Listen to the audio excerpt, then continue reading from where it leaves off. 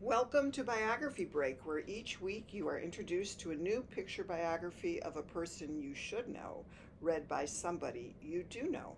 This week's biography is Try It, How Frida Caplan Changed the Way We Eat, by Mara Rockcliffe, and read by our very own Chef Ben. Today I'm reading Try It, How Frida Caplan Changed the Way We Eat.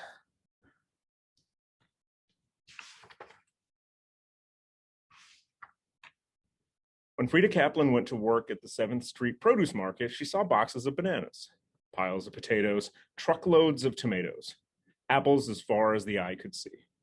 Buyers came to order fruits and vegetables for restaurants, grocery stores, and roadside stands. Everyone ate apples and bananas and potatoes and tomatoes.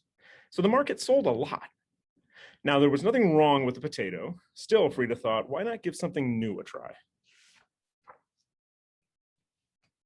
What about these nice fresh mushrooms? Frida asked.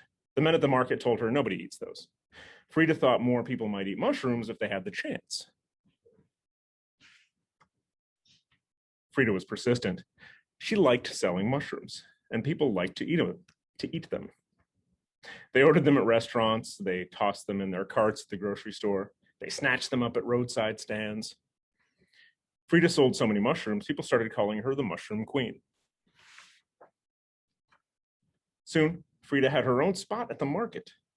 While the men went on selling apples and bananas and potatoes and tomatoes, she sold mushrooms and more. Frida got a funny feeling in her elbows when she tasted something new and special, something she was sure people would like to try.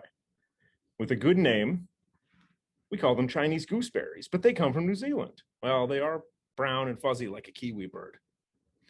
A sticker to explain what was inside, and maybe a recipe or two. Who wouldn't want to taste something a little different from an ordinary apple or potato? Especially if it was crispy, like jicama, crunchy, like sugar snap peas, juicy, like a blood orange, creamy, like a cherimoya, sweet, like champagne grapes or an Asian pear, or spicy, like black radish. It took a while for everyone to get used to Frida's funny-looking fruits. A watermelon can't be seedless. Bananas should be yellow, man. Is this from outer space or what? But if Frida felt it in her elbows, she knew it was going to catch on eventually. Habanero peppers, dragon fruit, Buddha's hand, mangosteen, fresh lychee.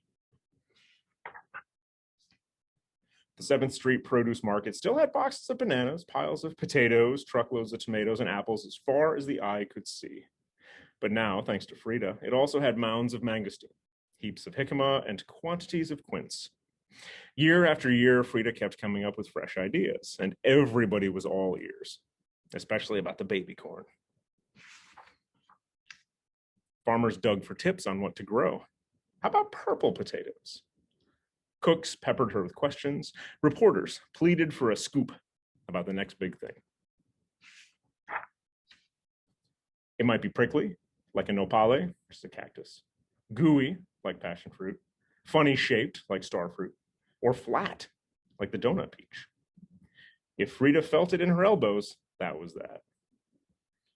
Of course, even Frida didn't like everything, but she was always willing to try, like durian.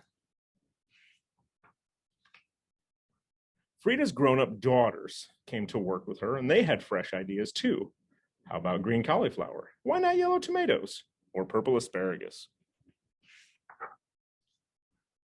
Together, they found even more surprising fruits and vegetables to put in supermarkets and on dinner tables all across America.